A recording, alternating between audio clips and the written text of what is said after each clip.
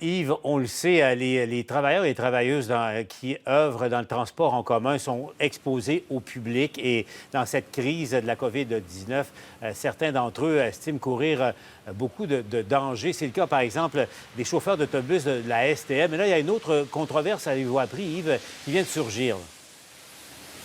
Absolument. TVA qui a obtenu une note de service qui a été envoyée hier à l'interne, Paul, notamment aux chauffeurs d'autobus, de la part de l'employeur, qui dit qu'on ne doit pas laisser personne à l'arrêt, qu'on doit faire monter tout le monde, et ce, même en cas de surcharge dans les autobus ou les métros de Montréal. Évidemment que cette note de service envoyée vers 15 heures hier après-midi aux membres du personnel fait sourciller aujourd'hui Renato Carlone, Paul, qui est le président du syndicat des chauffeurs d'autobus et opérateurs de métro. Je lui ai parlé. Lui, il dit que c'est contradictoire, ce genre de message envoyé au personnel et à la clientèle, contradictoire justement face aux mesures de distanciation sociale. Je vous fais entendre un extrait de l'entrevue réalisée avec M. Carlone à ce sujet.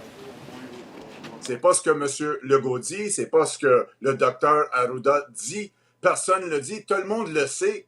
Maintenant, la seule affaire qu'on demande, c'est de respecter ça à l'intérieur de nos autobus et de nos stations, de nos trains aussi. C'est pour la sécurité de tout le monde. On veut attaquer ce problème-là le plus tôt possible et non de continuer à s'infecter, surtout dans le transport en commun. Il y a assez de décès déjà.